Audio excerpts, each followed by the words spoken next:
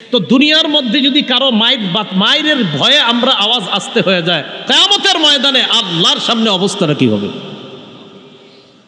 এটা আল্লাহ বললেন খাশিআ, সেদিন বহু চেহারা অবনমিত থাকবে একদম নিচের দিকে। তো নিচের দিকে যখন থাকবে চেহারাগুলা একদম নিচের দিকে তাকায়া থাকবে, তারা কেমন হবে আল্লাহ বলেন আমিলাতুন নাসিবা, বিপর্যস্ত, নাসিবা ক্লান্ত।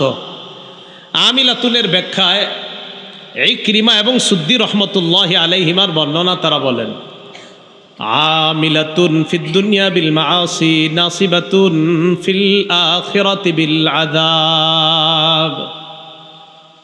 দুনিয়ার মধ্যে যারা অপরাধের মাধ্যমে নিজেদেরকে ব্যস্ত রাখছে, ভালো কাজের দিকে এত আহ্বান করার পরেও নিজেদেরকে অপরাধের মধ্যে যারা দুনিয়াতে ব্যস্ত রাখছে, আমিলা মানে দুনিয়ার মধ্যে যারা অপরাধের মাধ্যমে নিজেদেরকে ব্যস্ত রাখছে, আমিলা নাসিবা, কিয়ামতের ময়দানে দেখা যাবে তারা আযাবের মধ্যে ক্লান্ত, নাউজুবিল্লাহ, ব্যস্ত। আচ্ছা বলেন তো ক্লান্তি কখন আসে? ব্যস্ততার পর। ক্লান্তি কখন আসে? ব্যস্ততার পর। তো দুনিয়ার মধ্যে আখেরাতের মধ্যে মানুষটা ক্লান্ত হবে কেন? দুনিয়াতে গুনাহের মাধ্যমে নিজেরে ব্যস্ত রাখছে, কিয়ামতের ময়দানে এই ব্যক্তি ক্লান্ত হবে কেন? ওই যে দুনিয়াতে ওই ব্যক্তি ব্যস্ত ছিল গুনাহের কাজে, এই জন্য আখেরাতে আযাবের মধ্যে সে ব্যস্ত থাকবে, মানে আযাব ভোগ করতে থাকবে, ক্লান্ত হয়ে যাবে, এরপরে আযাব থেকে রেহাই দেওয়া হবে না, চলতে থাকবে আযাব। এরপর আল্লাহ কি বলে দেখেন, তাসলা নারান হামিয়া, উত্তপ্ত গরম আগুনের মধ্যে প্রবেশ করবে, তুসকা মিন আইনিন আনিয়া, তাদেরকে পান করতে দেওয়া হবে টকবগে গরম পানি, টকবগে গরম ঝর্ণা থেকে তাদেরকে পানি পান করতে দেওয়া হবে। কেমন গরম? ইবনে কাসির রহমতুল্লাহি আলাইহি আনেন ইনতাহা হাররুহা ওয়া খিল্লানুহা, এরপর আর গরম নাই, এত গরম। কাজী সানাউল্লাহ পানিপতি রহমতুল্লাহি আলাইহি তাফসিরে মাজহারির মধ্যে আনছেন, কয় গরমটা কেমন? কয় মুফাসসিরিনে কেরাম বলেছেন লাউ উলকিয়াত কতরাতুম মিনহা আলাল জিবাল লাযাবাত, টকবগে উত্তপ্ত গরম পানি, জাহান্নামের এই গরম আগুন, এই টকবগে গরম পানি, গরম ঝর্ণার এক ফোঁটা দুনিয়ার সবগুলা পাহাড়ের উপর যদি রাখা হয়, এক ফোঁটা, সব পাহাড়গুলা মোমের মতো গলে যাবে। কয় ফোঁটা? এক ফোঁটায় সব পাহাড় মোমের মতো গলে যাবে, এমন টকবগে। তো এটা বললেন তুসকা বিন আইনিন আনিয়া, টকবগে গরম পানি, যেমন এরপরে আর গরম নাই। এরপরে মজার একটা কথা আসতেছে, দেখেন, যারা সিগারেট টানেন, ধূমপান টানেন, তারাও মন দিয়ে শোনেন। আমি কিন্তু বলছি না কোনো খারাপ কিছু করতেছেন, কিন্তু শোনেন যারা, মানে যারা টানেন আর কি। দেখেন কি কয় আল্লাহ বলেন লাইসা লাহুম তাআমুন ইল্লা মিন দরি', তাদের খাদ্য থাকবে না দরি' নামক খাদ্য ছাড়া। বলেন সবাই দরি', আরো জোরে। তাদের খাদ্যের নাম হবে দরি'। বলেন তাদের খাদ্যের নাম কি? দরি'। এই দরি' নামক খাদ্যটা কি? আর আব্দুল্লাহ ইবনে আব্বাস রাদিয়াল্লাহু তাআলা আনহুমা قال قال رسول الله صلى الله عليه وسلم দরিউন শাইউন আমারু মিনাস সাবরি ওয়া আনতানু মিনাল জিফা ওয়া আশাদ্দু হাররাম মিনান নার। ইবনে আব্বাসের বর্ণনা, দরি এমন এক খাদ্য, যে খাদ্যটা পৃথিবীর যত তিতা আছে এর চেয়ে আরো তিতা। না বুঝেন নাই? যত তিতা আছে এর চেয়ে আরো তিতা। ও আনতানু মিনাল জিফা, একটা লাশ মরে পচে গলে যাওয়ার পর সর্বোচ্চ পরিমাণে পচার পর যেই গন্ধটা আসে লাশের, এর চাইতেও আরো পচা দুর্গন্ধ হলো ওই দরি নামক খাদ্যের। ওয়াশাদ্দু হাররাম মিনান নার, আর সবচেয়ে গরম। এটা আবার কি? তাহলে দেখেন তিনটা ভয়ঙ্কর বৈশিষ্ট্য এটার। এক নাম্বার সবচেয়ে তিতা, 2 নাম্বার সবচেয়ে দুর্গন্ধময়, 3 নাম্বার সবচেয়ে গরম। ইদা উতইমা সাহিবুহু, ওই ব্যক্তিকে যখন খাইতে দেওয়া হবে, খাইতে দেওয়ার পর লা ইয়াদখুলুল বাতনা, পেটের মধ্যে যাবে না, গলার মধ্যে যাবে, যাওয়ার পর পেটেও যাবে না। ভয়ঙ্কর পরিস্থিতি, গলার মধ্যে যাওয়ার পর ওয়ালা ইয়ারতাফিউ ইলাল ফামি, মুখের মধ্যেও আর বের হয়ে আসবে না, পেটের মধ্যেও যাবে না। তো মুখে বের হইলে তো বাঁচা যায়, বের হবে না, আবার পেটেও যাবে না, কি পরিস্থিতি! দরিয়া। তো সিগারেটের সাথে এটার কি সম্পর্ক? হুদাই একটা কথা কইলাম আর কি, যে সিগারেট যারা টানেন শোনেন, মন দিয়ে পুরোটা শোনেন আগে। হ্যাঁ, দড়ি কিন্তু শেষ হয় না এখনো। ইমাম বুখারী রহমতুল্লাহ আলাইহি বুখারী শরীফের মধ্যে দড়ির ব্যাখ্যা করছেন। দড়ি এটা হলো নাবতুন ইউকালু লাহু আশ-শিবরিক, ঘাস উঠার পর যখন সজীব থাকে এটাকে শিবরিক বলা হয়। সজীব ঘাস প্রথম দিকের অবস্থা, মানে খুব সজীব, ঘাসটা মাত্র তরু তাজা হয়ে উঠছে, এটা সজীব দেখা যাচ্ছে, এটা আপনার সবুজ শস্য শ্যামল, মাশাল্লাহ আমরা যখন দেখি প্রথমে খুব তরু তাজা দেখা যাচ্ছে, এটাকে বলা হয় শিবরিক। এটা শুকিয়ে যাওয়ার পর ইউসাম্মিহি আহলুল হিজাজ আদ-দরি', এই ঘাসটা শুকিয়ে যাওয়ার পর যেই অবস্থা হয় হেজাজবাসীরা এটাকে বলে দরি'। একটু বুঝেন আবার, ঘাস যখন প্রথম ওঠে এটাকে বলে শিবরিক। এই শিবরিক মানে তরু তাজা ঘাস, এটা যখন শুকিয়ে যায় হেজাজবাসীরা এটার নাম দেয় দরি'।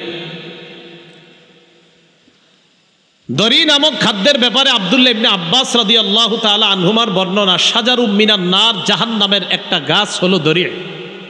বলেন তো জাহান্নামের একটা গাছের নাম কি?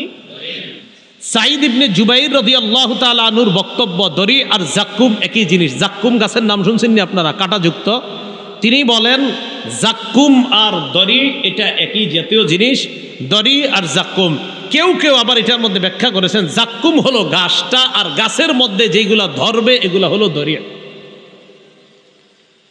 এখন আসেন দরির ব্যাপারে যে মূল কথাটা, তিরমিজি শরীফের 2586 নাম্বার হাদিস, রাসূলুল্লাহ সাল্লাল্লাহু আলাইহি সাল্লাম বলেন ইউলকা আলা আহলিন নারি আল জু', জাহান্নামীদেরকে অন্যান্য আযাবের সাথে ক্ষুধার আযাবও দেওয়া হবে। ক্ষুধার আযাব, বলেন কিসের আযাব? ক্ষুধা, বলেন সবাই কিসের আযাব? ফায়াদিলু মা হুম মিনাল আযাব, অন্যান্য আযাবের মতো ক্ষুধার আযাব তারা ভোগ করবে। ক্ষুধার আযাব ভোগ করতে করতে এক পর্যায়ে ফায়াস্তাগিসুনা, তারা সাহায্য চাইবে, খাবার চাইবে, খাবার দাও। ফায়ুগাসুনা বিতআবিম মিন দরি, তাদেরকে খাদ্য দেওয়া হবে দরি নামক খাদ্য। নাউজুবিল্লাহ, কি খাদ্য দেওয়া হবে? দরি। দরি নামক খাদ্য দেওয়ার পর, খাদ্য যখন নিবে, নেওয়ার পর গলার মধ্যে আটকে যাবে, পেটেও যাবে না, মুখ থেকে বের হবে না। কঠিন বিপদের মধ্যে তারা আবার ইয়াস্তাগিসুনা বিতআম, আবার তারা খাবার চাইবে। ফায়ুগাসুনা বিতআমিন জি গুসসা, কাঁটাযুক্ত আরেক জাতীয় খাবার দেওয়া হবে, যেই খাবারগুলা গলার মধ্যে আটকে যায়। তাহলে দেখেন দরি নামক খাদ্য, এটা গলার মধ্যে আটকে যায়। কেউ কেউ বলেন পচা দুর্গন্ধের কারণে দরি নামক খাদ্য খাবে না। কাঁটাযুক্ত খাদ্য গলার মধ্যে আটকে যাওয়ার পর ফায়াজকুরুনা আন্নাহুম ইউজিজুনাল গুসাসা ফিদ দুনিয়া বিল মা বিশরাব।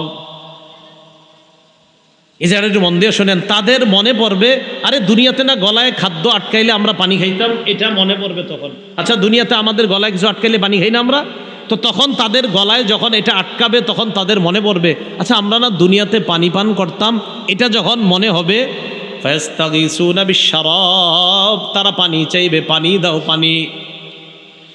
ফায়ুগাসুনা বিশরাব বিল কালালি বিল হাদিদ, পানি দেওয়া হবে লোহার কাঁটা মিশ্রিত পানি।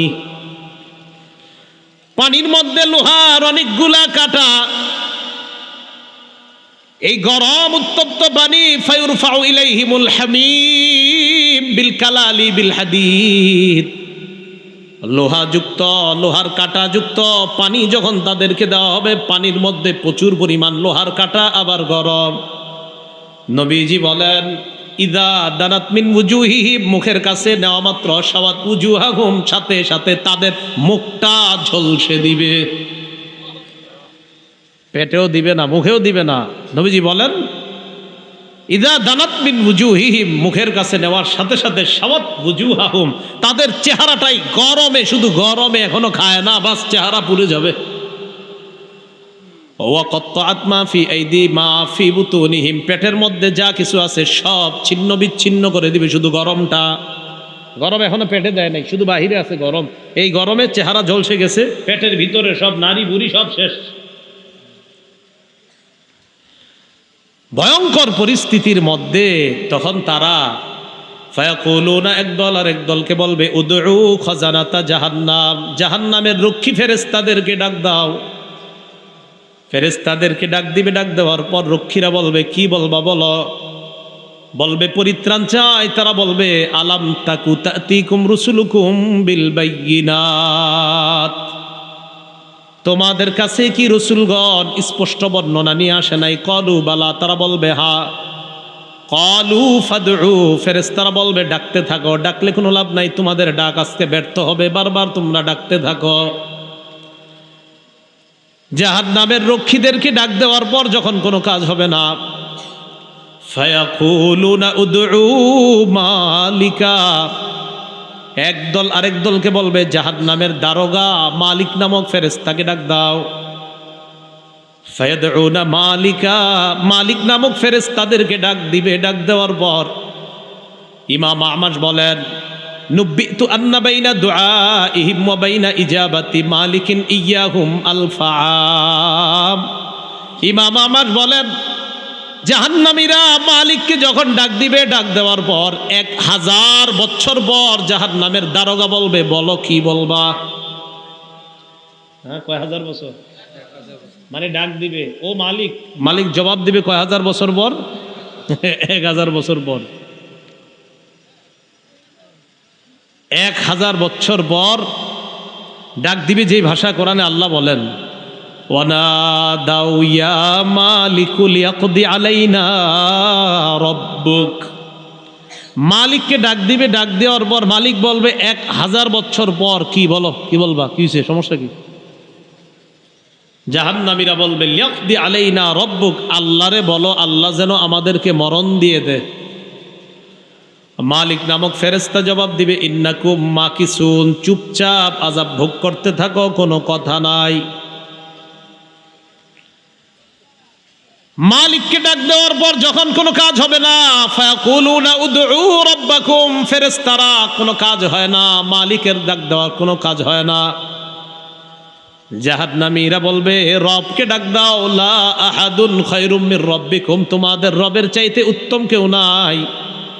উদউ রাব্বাকুম ইখাফফিফ আন্না ইয়াওমান মিনাল আযাব, আল্লাহকে বলো আল্লাহ যদি চায় আজকে আমাদেরকে আযাব থেকে কিছুটা লাঘব করতে পারবে, তোমরা তোমাদের রবকে ডাক দাও।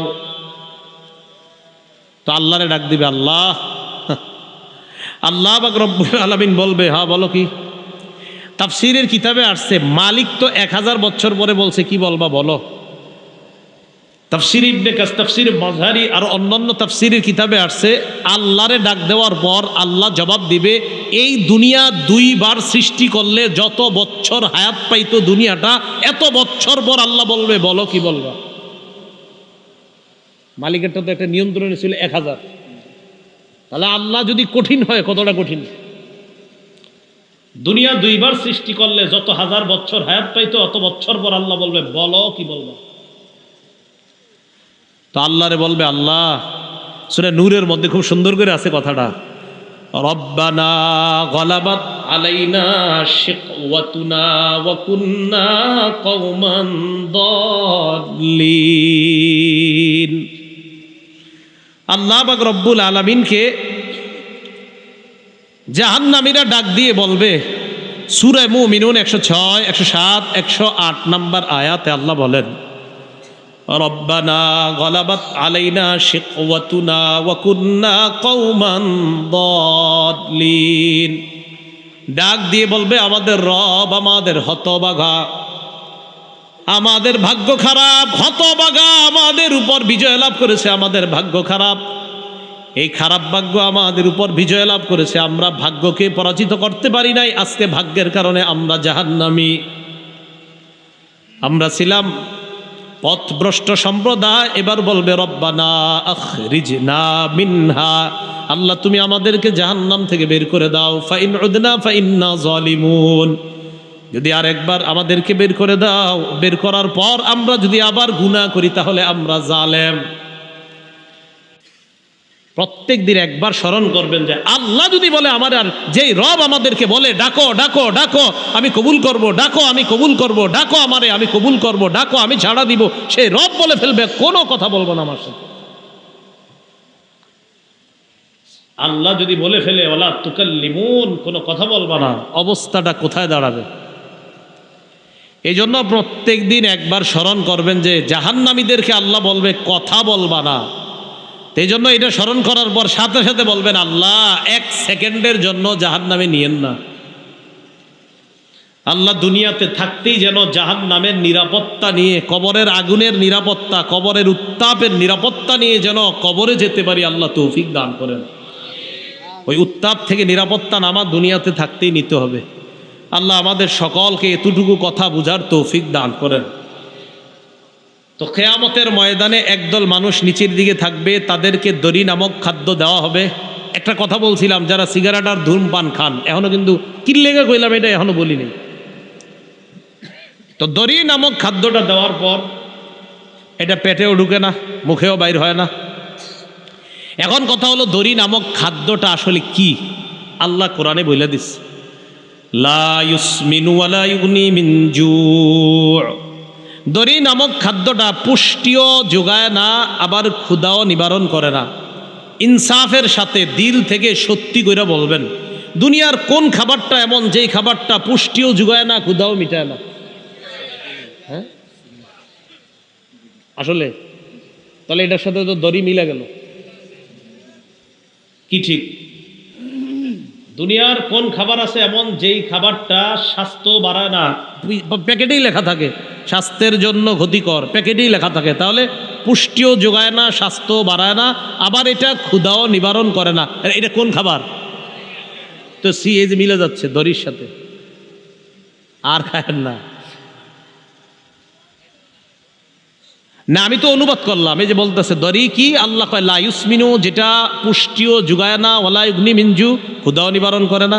এই যে অনুবাদ করছি না, একদল মনে মনে কইতাছে আপনি কইলেও বলি, আর এটা তো এটার অনুবাদ, এটাই সত্যি, এটার অনুবাদ এটাই।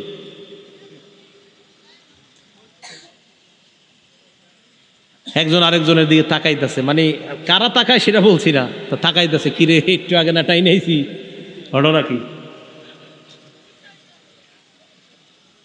তাহলে ভাই এগুলো আমরা না করি, আল্লাহ হেফাজত করেন। এই ধূমপান থেকে বেঁচে থাকবেন। এটা স্বাস্থ্য বাড়ায় না, পুষ্টিও যোগায় না, ক্ষুধাও নিবারণ করে না। আমি বলছি না এটা জাহান্নামের খাদ্য, বাকি জাহান্নামের একটি খাদ্য আছে যেই খাদ্যটার নাম দড়ি। ওই খাদ্যটা মানুষের পুষ্টিও যোগাবে না, ক্ষুধাও নিবারণ করবে না। তো আমি শুধু জানতে চেয়েছি এই খাদ্যের সাথে কোন খাদ্যের মিল আছে? আপনারাই বললেন সিগারেট। এই আর কি বিষয়টা, এতটুকুই বিষয়, বা পরে কি সেটা আমি বলছি, মানে এতটুকুই বললাম আর কি।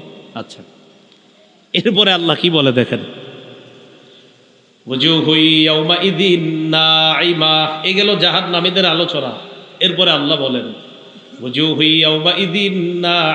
সেদিন বহু চেহারা হবে, নেয়ামতে পরিপূর্ণ, হাস্যোজ্জ্বল। সুবহানাল্লাহ।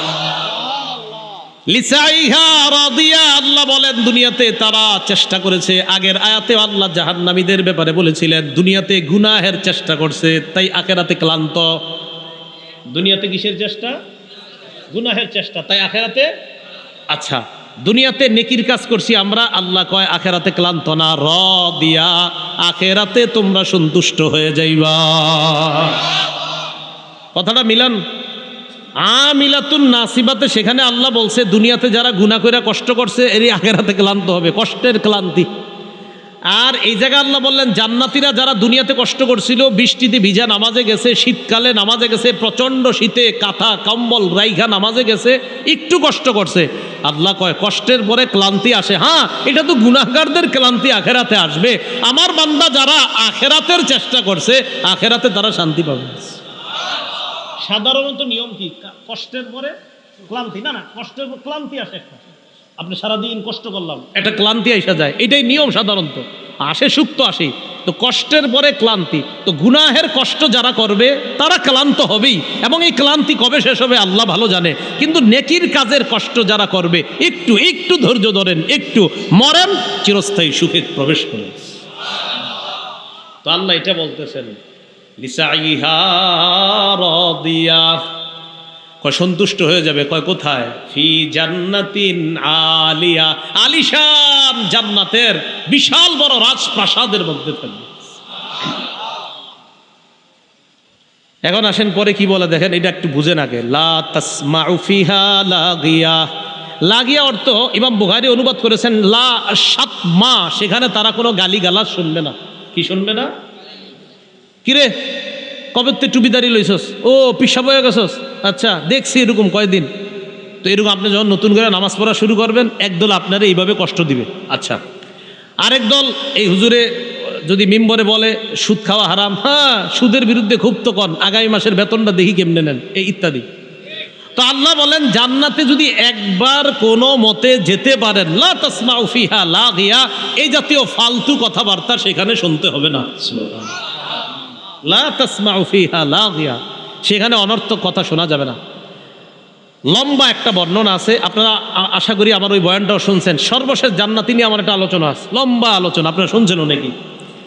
তো ওখানে বুখারী মুসলিম শরীফের লম্বা হাদিস পেশ করেছি, তো পুরাটা হাদিস বলবো না, শুধু শেষের অংশটা শুনেন। সর্বশেষ যেই ব্যক্তি জান্নাতে যাবে, ওই ব্যক্তি যখন বের হইছে আল্লাহরে কয়, আল্লাহ আপনি মনে আমার চেয়ে সুখী আর কাউরে বানান নাই, সুবহানাল্লাহ। তো দেখে একটা সুন্দর গাছ, গাছের নিচে গেছে।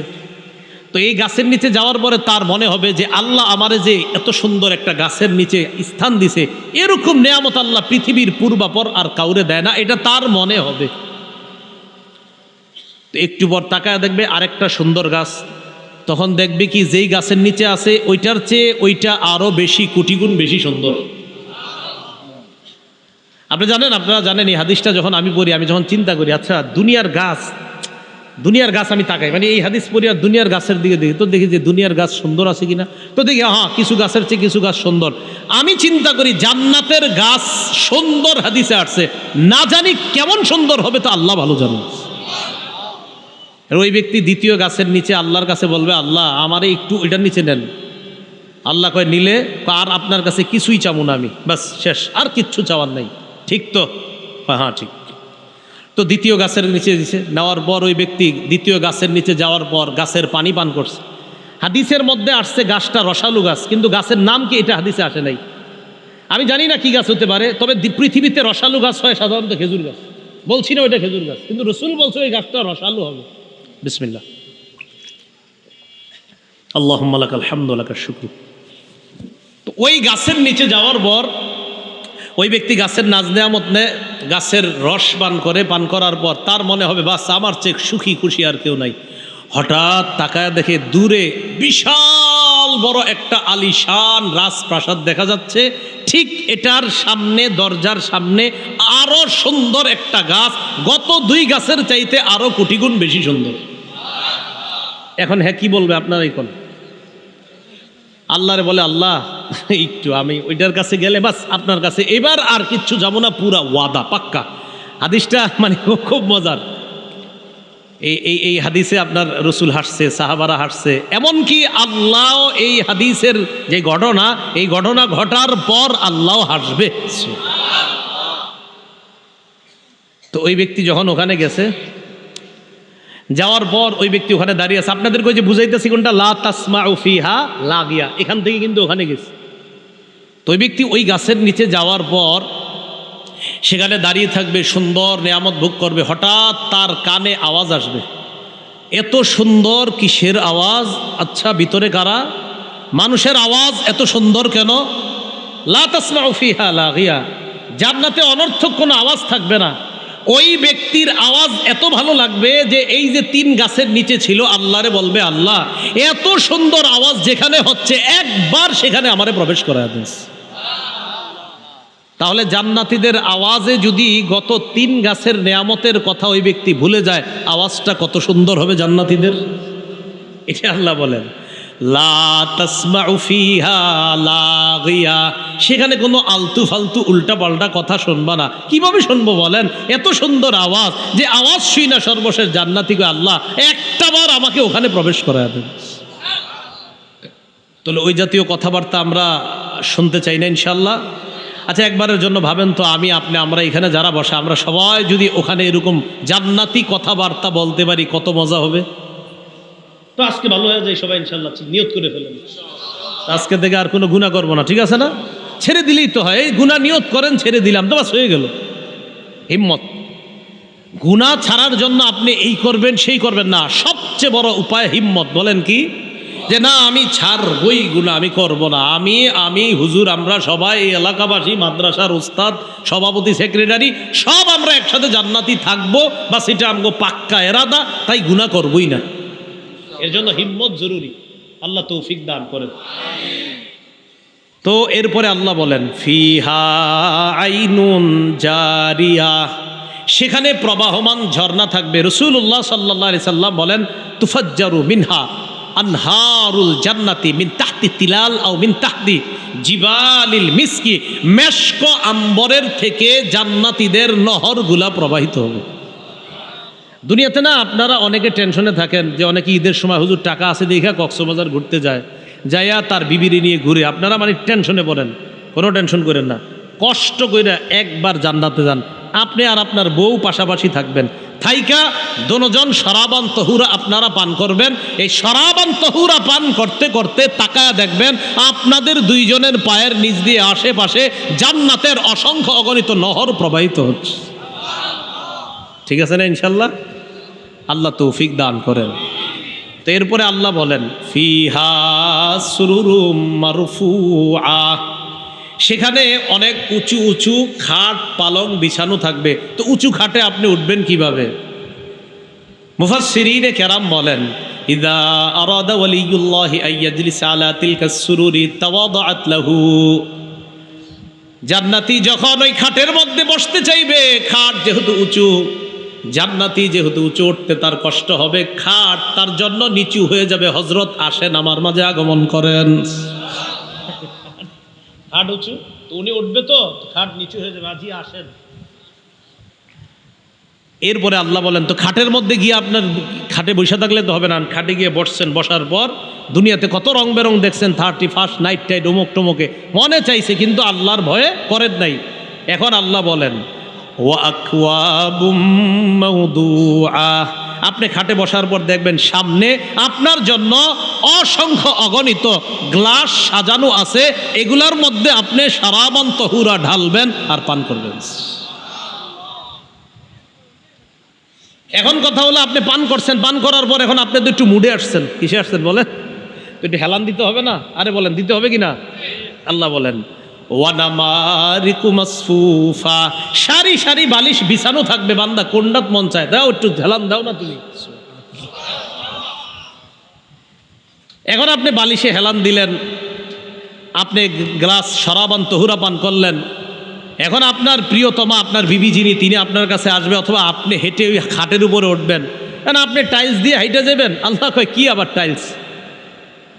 ওয়াজারাবিয়্যু মাবসুসা, পৃথিবীতে এর দাম কেউ দিতে পারবে না এমন সুন্দর দামি গালিচা আল্লাহ বিছিয়ে রাখবেন। ওই গালিচার উপরে হেঁটে হেঁটে আপনি আপনার প্রিয়তমা বিবি সেখানে আরোহণ করবেন।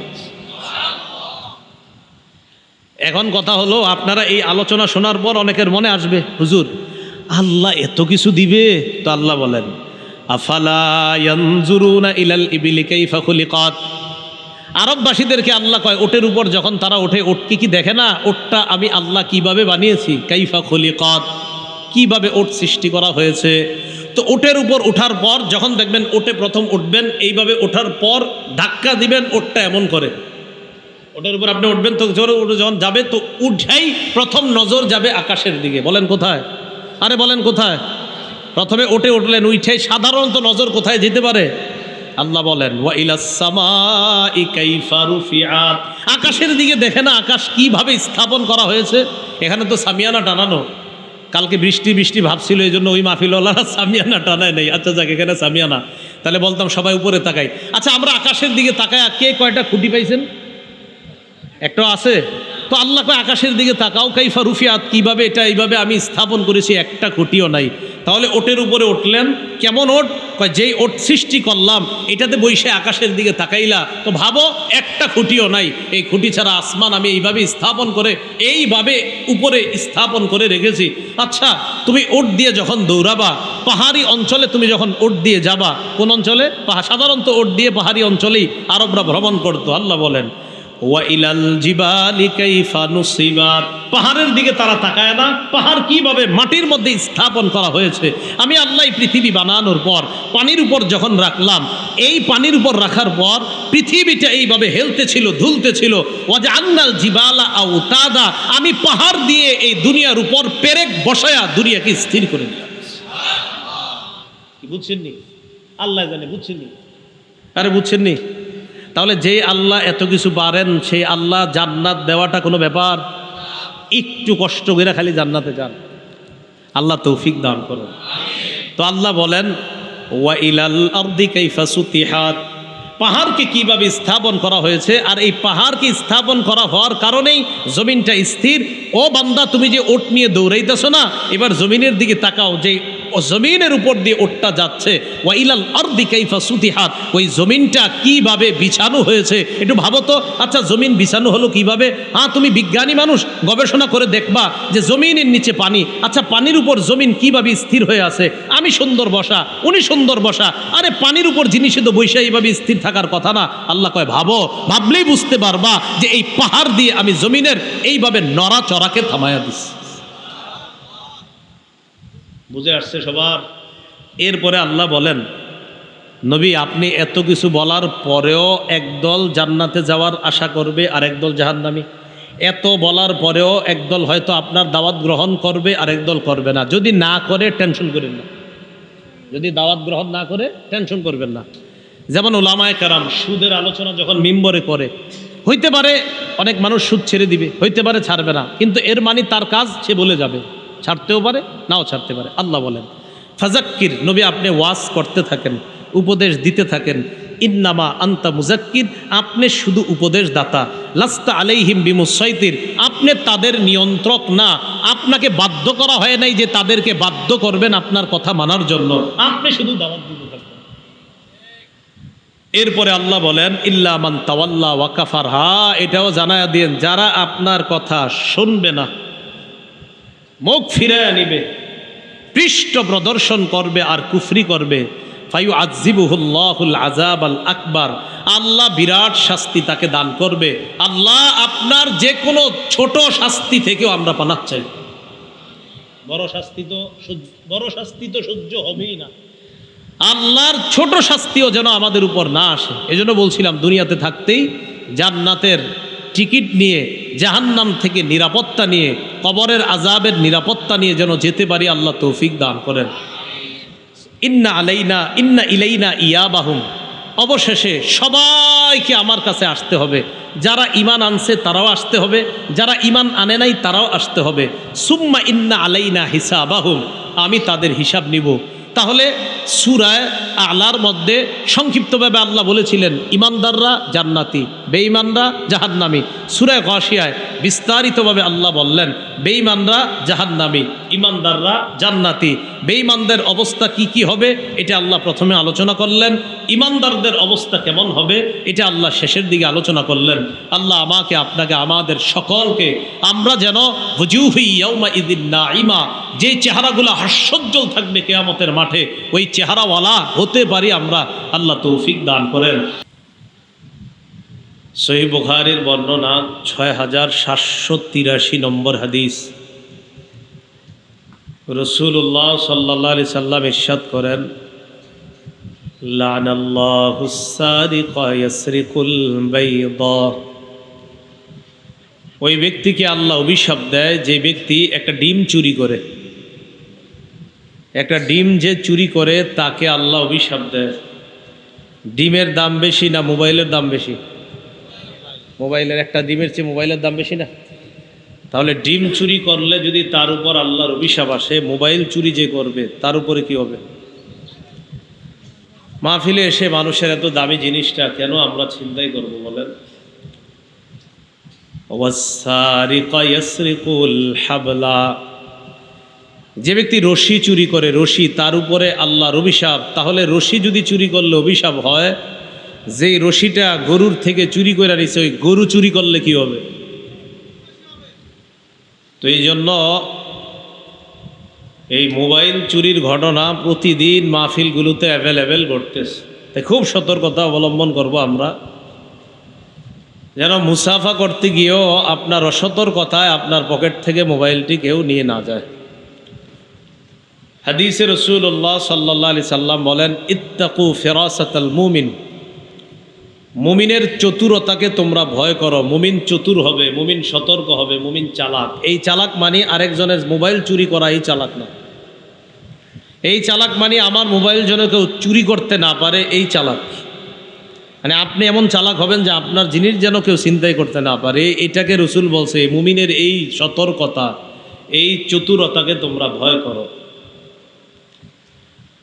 আল্লাহ আমাদের সকলকে আমাদের জীবনে চলার পথে সব জায়গায় যেন আমরা সতর্কতা অবলম্বন করে চলতে পারি, আল্লাহ তৌফিক দান করেন। সূরাতুল গাশিয়া তেলাওয়াত করলাম। ইন্না লিল্লাহি ওয়া ইন্না ইলাইহি রাজিউন।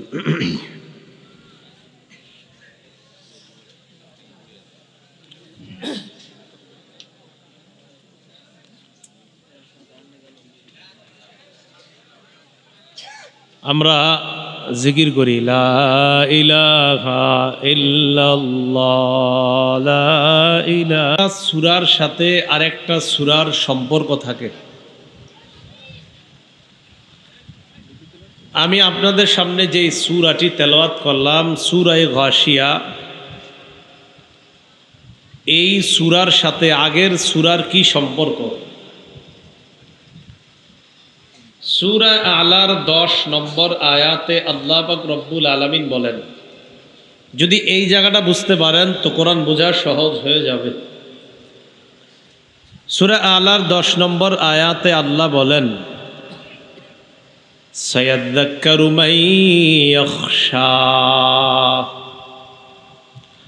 যাদের মধ্যে আল্লাহর ভয় আছে তারা উপদেশ গ্রহণ করে। সূরা আলার 11 নম্বর আয়াতে আল্লাহ বলেন, ওয়ায়াতাজান্নাবুহাল আশকা, আর যে হতভাগা, এই হতভাগা উপদেশ থেকে নিজেরে দূরে রাখে, দূরে থাকে।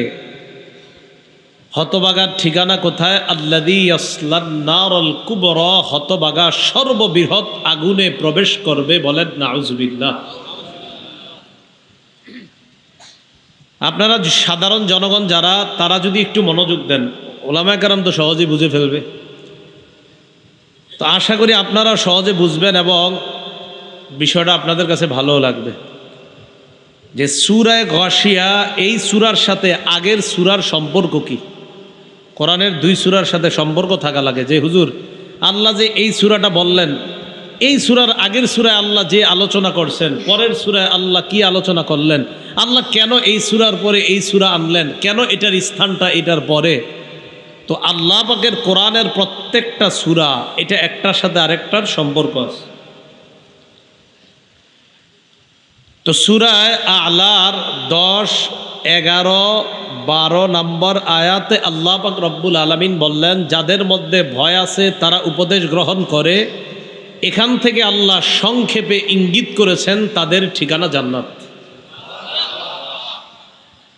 11 নম্বর আয়াতে আল্লাহ বলেন, যারা হতভাগা তারা দূরে থাকে। এখান থেকে ইঙ্গিত হলো হতভাগা যারা, তারা হলো বেঈমানরা, আর বেঈমানের ঠিকানা হলো জাহান্নাম। বলেন নাউযুবিল্লাহ।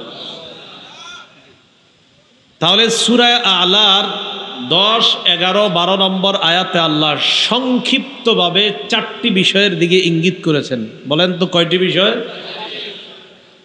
1 নাম্বার ইমানদার, 2 নাম্বার বেঈমান, 3 নাম্বার জান্নাত, 4 নাম্বার জাহান্নাম। সংক্ষেপে আল্লাহ এই জায়গায় বলেছেন ইমানদারের ঠিকানা জান্নাত, বেঈমানের ঠিকানা জাহান্নাম। বলেন তো ইমানদার আর জান্নাত, বেঈমান আর জাহান্নাম, এই আলোচনাটা সূরা আলায় আল্লাহ বিস্তারিত করেছে না সংক্ষেপে?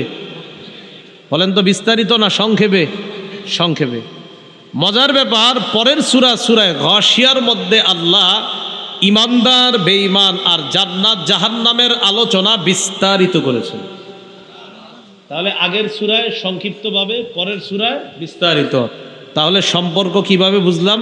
যে আগের সূরায় জান্নাতীদের আলোচনা আল্লাহ করেছেন সংক্ষেপে, আগের সূরায় জাহান্নামীদের আলোচনা আল্লাহ সংক্ষেপে করেছেন, আগের সূরায় জান্নাতের আলোচনা সংক্ষেপে করেছেন, আগের সূরায় জাহান্নামের আলোচনা সংক্ষেপে করেছেন, ইঙ্গিত দিয়ে বুঝিয়ে দিয়েছেন, আর পরের সূরায় স্পষ্ট বিস্তারিত আল্লাহ জানিয়ে দিয়েছেন।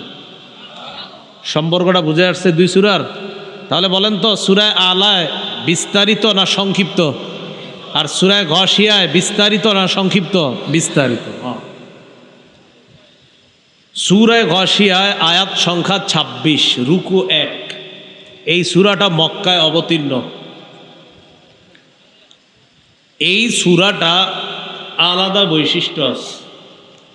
নাসাই শরীফের ১৪২৪ নম্বর হাদিসের বর্ণনা।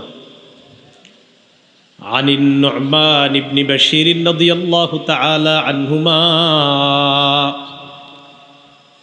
أن رسول الله صلى الله عليه وسلم كان يقرأ في صلاة الجمعة بسبح اسم ربك الأعلى وهل أتاك حديث الغاشية। رسول الله صلى الله عليه وسلم জুমার নামাজের প্রথম রাকাতে সাব্বিহিসমা রব্বিকাল আ'লা সূরাটা তেলাওয়াত করতেন, আর দ্বিতীয় রাকাতে সূরায়ে গাশিয়া তেলাওয়াত করতেন। ঈদের নামাজের প্রথম রাকাতেও সাব্বিহিসমা রব্বিকাল আ'লা পড়তেন, দ্বিতীয় রাকাতে হাল আতাকা হাদিসুল গাশিয়া পড়তেন। ওয়া রুব্বামা ইজতামাআল ঈদ ওয়াল জুমুআ, কখনো যদি এমন হইতো যে একই দিনে ঈদের নামাজ আবার জুমার নামাজ হয় না, শুক্রবার দিন ঈদ, এই শুক্রবার দিন যদি কখনো ঈদ হইতো, নবী ঈদের নামাজেও প্রথম রাকাতে সূরায়ে আ'লা তেলাওয়াত করতেন, দ্বিতীয় রাকাতে সূরায়ে গাশিয়া, আর ওই দিনই জুমার নামাজের প্রথম রাকাতে আবার সাব্বিহিসমা রব্বিকাল আ'লা, আর দ্বিতীয় রাকাতে হাল আতাকা হাদিসুল গাশিয়া পড়তেন। তাহলে একটু আগে সকালবেলা ঈদের নামাজের প্রথম রাকাতে সাব্বিহিসমা পড়েছেন, দ্বিতীয় রাকাতে হাল আতাকা, আবার একটু পরে জুমার নামাজের প্রথম রাকাতে নবী পড়েছেন সাব্বিহিসমা রব্বিকাল আ'লা, দ্বিতীয় রাকাতে হাল আতাকা হাদিসুল গাশিয়া। মাঝে মাঝে নবীজি সাল্লাল্লাহু আলাইহি সাল্লাম জুমার নামাজের প্রথম রাকাতে সূরাতুল জুমুআ পড়তেন। কোন সূরা? সূরাতুল জুমুআ। ২৮ নম্বর পারার ১২ নম্বর পৃষ্ঠায় সূরাতুল জুমুআ, এটা মাঝে মাঝে পড়তেন। এই সূরায়ে জুমুআ রাসূলুল্লাহ সাল্লাল্লাহু আলাইহি সাল্লাম যখন পড়তেন প্রথম রাকাতে, দ্বিতীয় রাকাতে আবার হাল আতাকা হাদিসুল গাশিয়া পড়তেন। তাহলে প্রথম রাকাতে সূরাতুল জুমুআ পড়তেন, আর দ্বিতীয় রাকাতে হাল আতাকা হাদিসুল গাশিয়া পড়তেন মাঝে মাঝে। আবু দাউদ শরীফের ১১২৩ নম্বর হাদিস, ১১২৩। হাদিসের বর্ণনাকারীর নাম দহ্হাক ইবনে কাইস। তিনি নু'মান ইবনে বশীর রাদিয়াল্লাহু তাআলা আনহুকে প্রশ্ন করলেন, মাজা কানা ইয়াকরাউ বিহি রাসূলুল্লাহ সাল্লাল্লাহু আলাইহি ওয়াসাল্লাম আলা ইসরি সূরাতিল জুমুআ ফি সালাতিল জুমুআ।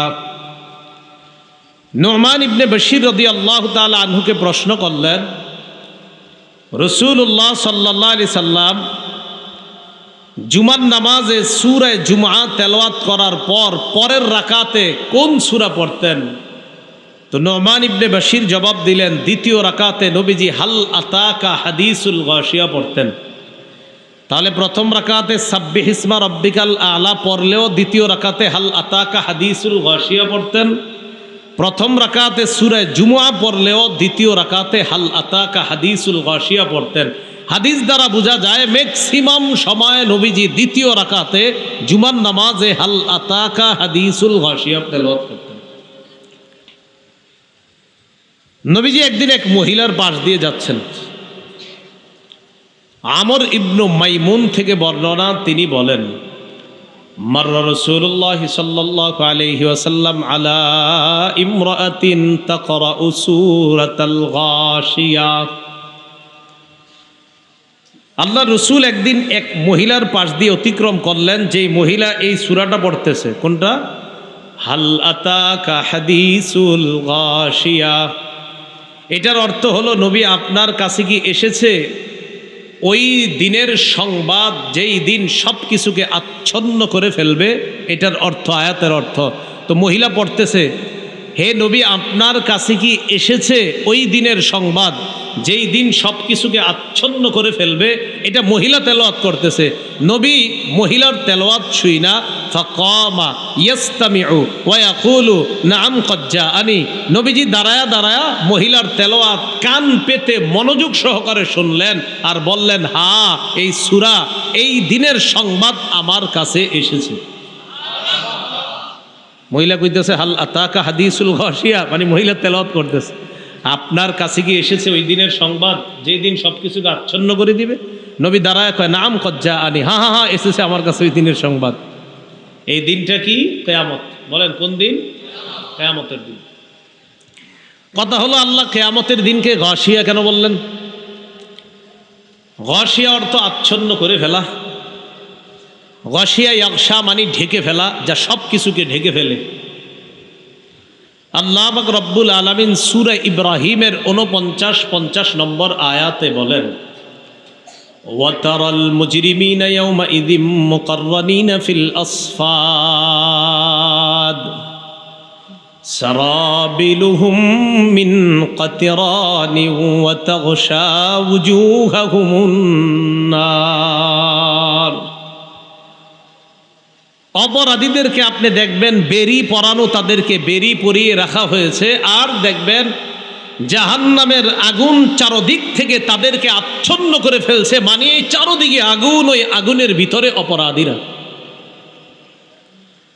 তাহলে দেখেন তাগশা, এই তাগশা, এই যে গাশিয়া, এটা আপনার গাশিয়া ইয়াগশা থেকে আসছে, গাশিয়া যা সব কিছুকে ঢেকে ফেলে।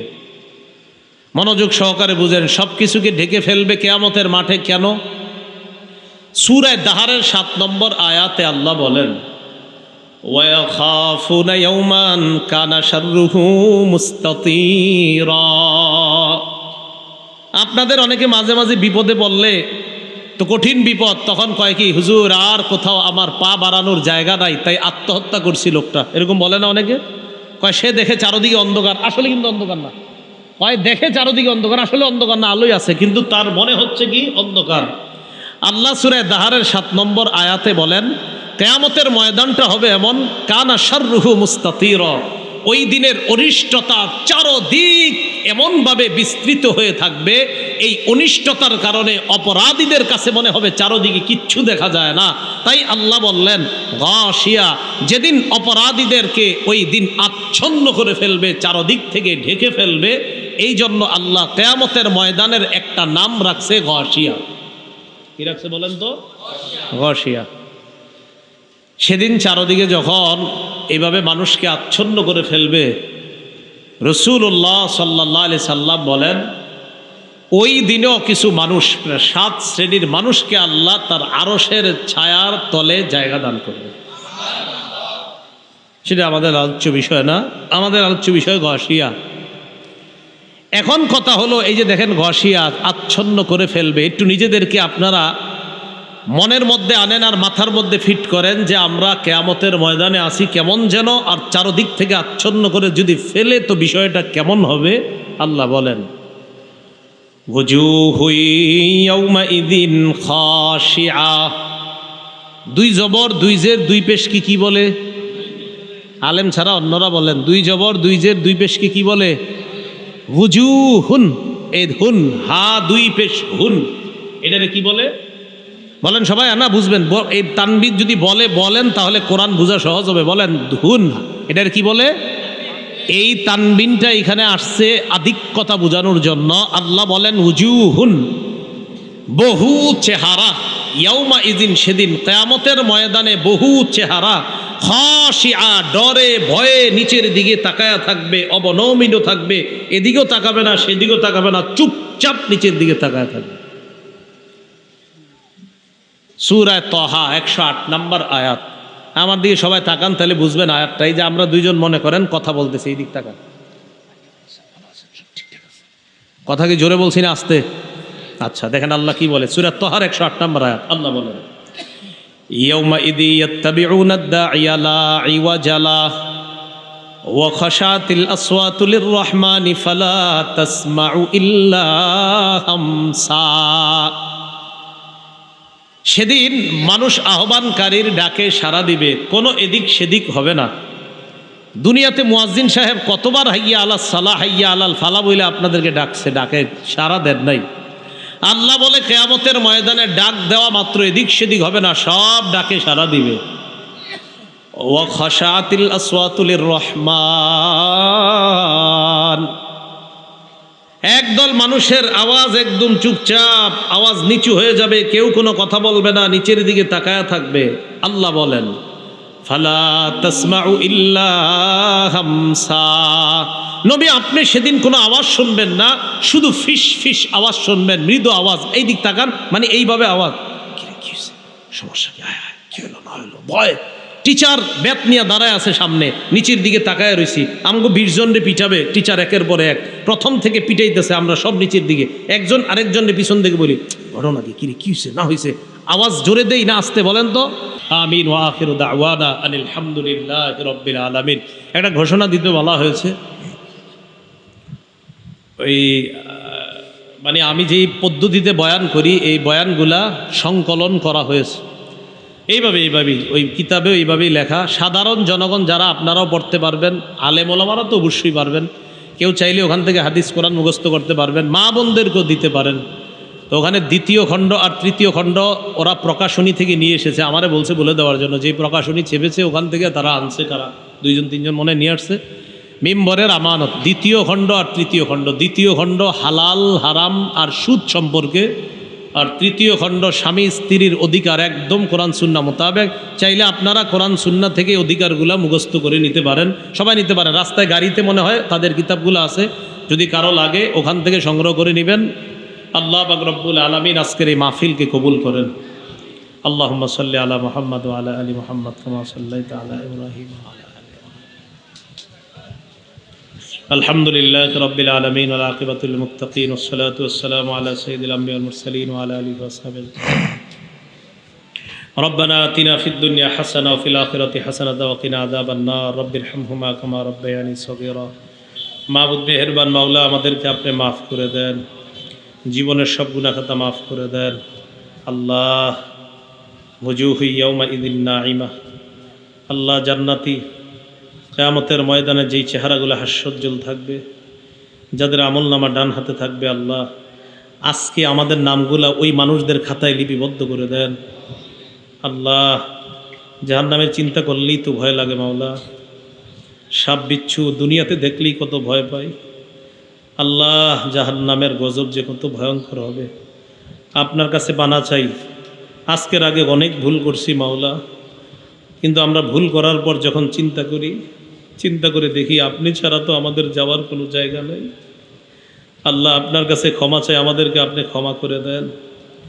আল্লাহ, আপনার কাছে ফরিয়াদ, আজকে যাদের সামনে বসলাম, যারা আমার সামনে বসছে, আল্লাহ তাদের সাথে আবার জান্নাতে দেখা করায়া দিয়েন। আল্লাহ মেহেরবানি করে আল্লাহ এই মাদ্রাসাটাকে আপনি কবুল করে নেন। দারুল উলুম দেওবন্দের মতো এই মাদ্রাসাটা আপনি কবুল করে নেন। এই মাদ্রাসার যত প্রয়োজন গাইবি খাজানা থেকে পুরা করে দেন। আল্লাহ, মাদ্রাসার যা যা প্রয়োজন, ভবনের জন্য রড, সিমেন্ট, বালু, যা কিছুর প্রয়োজন, আপাতত টিনের প্রয়োজন, সব কিছুর ব্যবস্থা আপনি করে দেন মাওলা। আল্লাহ, আমাদের দোয়া আপনি কবুল করেন। আল্লাহ, আমাদের দোয়া আপনি কবুল করেন।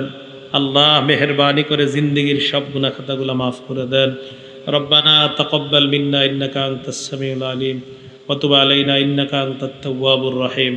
আল্লাহ, ঢাকার উদ্দেশ্যে রওনা করব, সহি সালেমে নিরাপদে যেন গন্তব্যে পৌঁছতে পারি তৌফিক দান করেন। আল্লাহুম্মা সাল্লি ওয়া সাল্লিম ওয়া বারিক আলা মুহাম্মদ। সুবহানা রাব্বিকা রাব্বিল ইজ্জাতি আম্মা ইয়াসিফুন ওয়া সালামুন আলাল মুরসালিন আলহামদুলিল্লাহি রাব্বিল আলামিন। মোবাইল সাবধান, সবার মোবাইল সাবধান, মোবাইল সবার সাবধান।